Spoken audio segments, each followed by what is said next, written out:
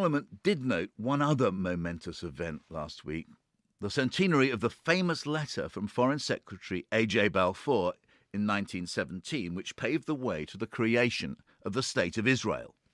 100 years on, and this declaration is as contentious as ever. Tory MP Robert Halfon and Labour's Stephen Kinnock took part in this week's debate, and afterwards they came into the studio. How does Robert Halfon view the centenary?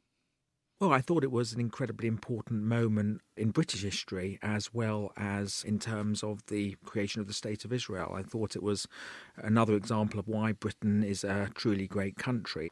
The Jewish people should have a homeland and had a right to return to their homeland. And it was an incredible moment, both, as I say, in the history of the Jewish people, but also in the history of our country. Stephen Kinnock? Well, I think it's very important as well to remember the crucial phrase in the Balfour Declaration, it being clearly understood that nothing shall be done which may prejudice the civil and religious rights of existing non-Jewish communities in Palestine. And I think the conclusion we have to draw is that that sentiment has simply not held and has been repeatedly violated by Israeli governments down the ages. We now see vast expansion of illegal settlements, violations of human rights, businesses trading illegally out of the occupied territories of the West Bank, and all of that is undermining peace and undermining security. We know that we can't have one without the other. So my intervention in the debate was very much in the hope that we could see a change in attitude and behaviour from the Israeli side, which I think is the key to any kind of forward progress in this. Well, it's worth remembering that Israel is the only true democracy in the Middle East. One man, one vote. There are Arab MPs in the Israeli Knesset.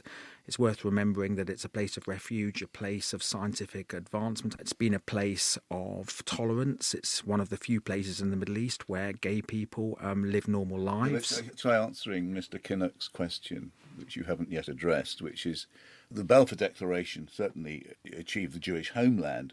What about the point about looking after the non-Jewish people, in the phrase of the Balfour Declaration, who were already there? Well, if you originally remember, when the original Palestine, which had the British mandate, was carved up, the vast majority of it became Jordan, 77% of it. The rest, much more smaller part of that, smaller than the size of Wales, was given to the Jewish people. The Arabs refused to accept that. In 1948, we had the war. In 1948, we had the Six-Day War, the Yom Kippur War.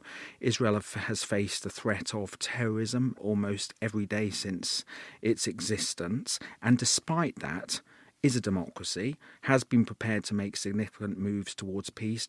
It should be a place that should be celebrated and supported by the United Kingdom and anyone who believes in freedom and democracy. Stephen Kinnock. I think all the Palestinian people are asking for is to be treated equally in the eyes of the law. Would you like a change in British government policy, different kind of pressure on Israel, Mr. Kinnock, if you come to power? Yeah, I think certainly one of the things we must do is contribute to the campaign for any business that is located in the illegally occupied West Bank to be sanctioned, that British companies should not do any trade with those businesses.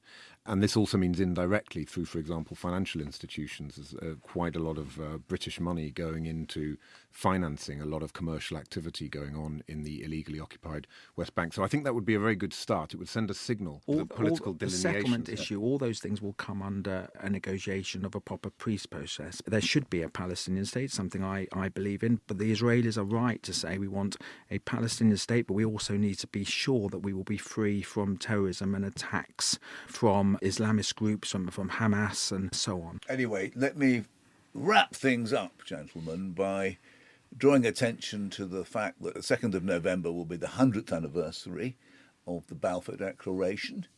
I'll ask each of you in turn whether you agree with the Prime Minister that this is a matter for celebration. Robert Halfon. Absolutely. I think it's a very special moment that should be celebrated. No, I think it's a matter of regret because the phrase in there, which is absolutely critical, that the interests of non-Jewish communities will be protected, has been violated countless times.